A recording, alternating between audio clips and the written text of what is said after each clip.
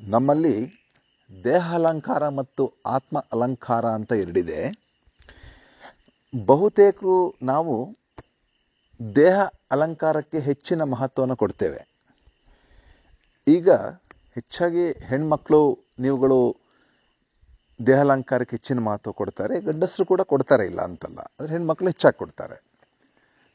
ಈಗ ಬ್ಯೂಟಿ ಪಾರ್ಲರ್ಗಳಿಗೆ ಹೋಗಿ ಅಲ್ಲಿ ಏನೊಂದಿಷ್ಟು ಬ್ಲೀಚಿಂಗೋ ಫೇಶಿಯಲ್ಲೋ ಇನ್ನೇನೋ ಮಾಡಿಸ್ಕೊಂಡು ಅವ್ರಿಗೊಂದಿಷ್ಟು ದಕ್ಷಿಣೆ ಕೊಟ್ಟು ಬರಲಿಕ್ಕೆ ಉಂಟು. ಚೆಂದ ಮಾಡಿ ದೇಹ ಅಲಂಕಾರ ಮಾಡಿಕೊಂಡು ಹೊರಗಡೆ ಬಂದರೆ ಒಂದು ಭಯ ಸ್ಟಾರ್ಟ್ ಆಗುತ್ತೆ. ಏನು ಭಯ ಅಂದರೆ, ಎಲ್ಲಿ ಬಿಸಿಲಿಗೆ ನನ್ನ ಸ್ಕಿನ್ ಟ್ಯಾನ್ ಆಗುತ್ತೋ, ಜೋರಾಗಿ ಮಾತಾಡಿದರೆ ಲಿಪ್ಸ್ಟಿಕ್ ಹಾಳಾಗುತ್ತೋ, ಚೆಂದ ಮಾಡಿ ಊಟ ಮಾಡುವಾಗ ಊಟ ಮಾಡಲಿಕ್ಕಾಗೋದಿಲ್ಲ.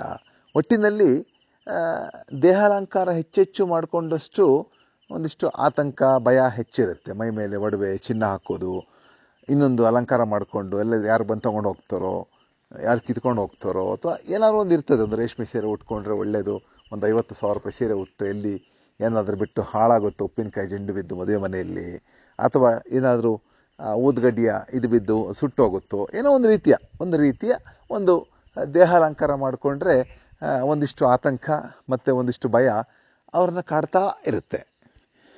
ಅಲ್ಲಿ ಭಯನೂ ಬಂತು, ಜೊತೆಗೆ ಒಂದಿಷ್ಟು ದಕ್ಷಿಣೆ ಕೂಡ ಆ ಬ್ಯೂಟಿ ಪಾರ್ಲರ್ಗೆ ಕೊಡಬೇಕಾಗ್ತದಲ್ಲ, ದುಡ್ಡು ಹೋಯಿತು. ಖಂಡಿತ ನಾವು ದೇಹ ಅಲಂಕಾರ ಮಾಡ್ಕೊಳ್ಬಾರ್ದು ಅಂತ ಹೇಳ್ತಾ ಇಲ್ಲ. ಚೆಂದ ಮಾಡಿ ದೇಹ ಅಲಂಕಾರ ಮಾಡ್ಕೊಳ್ಳಿ. ಆದರೆ ದೇಹ ಅಲಂಕಾರ ಮಾಡ್ಕೊಳ್ಳೋಕ್ಕಿಂತ ಅದರ 100 ಪಟ್ಟು ಜಾಸ್ತಿ ಏನು ದೇಹ ಅಲಂಕಾರ ನೀವು ಮಾಡ್ಕೊಳ್ತೀರಾ, ಅದಕ್ಕಿಂತ 100 ಪಟ್ಟು ಹೆಚ್ಚು ಆತ್ಮ ಅಲಂಕಾರ ಮಾಡ್ಕೊಳ್ಳಿ ಅಂಥೇಳಿ ಆಧ್ಯಾತ್ಮಿಕ ವ್ಯಕ್ತಿಯಾಗಿ ನಾನು ಹೇಳಲಿಕ್ಕೆ ಇಷ್ಟಪಡ್ತೇನೆ.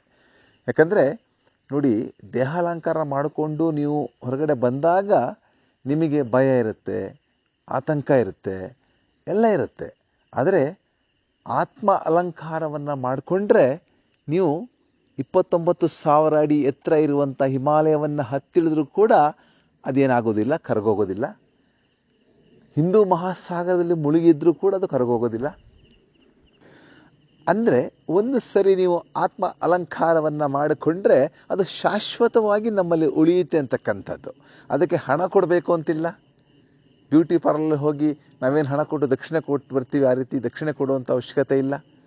ಹಾಗಾಗಿ ಕೃಷ್ಣ ಪರಮಾತ್ಮ ಭಗವದ್ಗೀತೆಯಲ್ಲಿ ಆತ್ಮ ಅಲಂಕಾರವನ್ನು ಮಾಡಿಕೊಳ್ಳೋದು ಹೇಗೆ ಅಂತ ಹೇಳಿಕೊಟ್ಟಿದ್ದಾರೆ.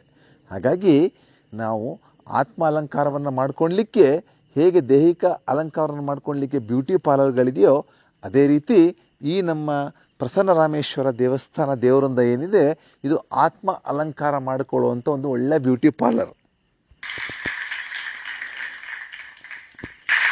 ಹಾಗಾಗಿ ಇವತ್ತು ಈ ದಿನ ಏನು ನಾವು ಇಲ್ಲಿ ಸೇರ್ಕೊಂಡಿದ್ದೀವಿ, ಇವತ್ತು ನಾವೆಲ್ಲ ಈ ದೇಹ ಅಲಂಕಾರದ ಜೊತೆಗೆ ಈ ಆತ್ಮ ಅಲಂಕಾರ ಮಾಡ್ಕೊಳ್ಳುವಂಥ ಒಂದು ಚಿಂತನೆಯನ್ನು ಮಾಡೋಣ ಅಂತ ಹೇಳ್ತಾ, ಇಂಥ ಒಂದು ಒಳ್ಳೆಯ ಕಾರಣಿಕ ಕ್ಷೇತ್ರಕ್ಕೆ ಬಂದು ಇಲ್ಲಿ ಒಳ್ಳೆಯ ಮೌಲ್ಯ, ಸಂಸ್ಕಾರ ಹಾಗೂ ಇನ್ನಿತರ ಸಚ್ಚಿಂತನೆಗಳನ್ನು ಬಳಸ್ಕೊಳ್ಳೋದ್ರ ಮುಖಾಂತರ ಅದು ಆತ್ಮ ಅಲಂಕಾರಕ್ಕೆ ಬೇಕಾಗಿರತಕ್ಕಂಥ ಒಳ್ಳೆಯ ವಿಚಾರಧಾರೆಗಳನ್ನು ಮಾತನ್ನು ಹೇಳಿ ಆ ಆತ್ಮ ಅಲಂಕಾರ ಆಗಲಿ, ದೇಹ ಅಲಂಕಾರದ ಜೊತೆಗೆ ಅದರ 100 ಪಟ್ಟು ಆತ್ಮ ಅಲಂಕಾರ ಹೆಚ್ಚಾಗಲಿ ಅಂತಕ್ಕಂಥ ಮಾತನ್ನು ಹೇಳಿ ಮಾತನ್ನು ಮುಗಿಸ್ತೀನಿ.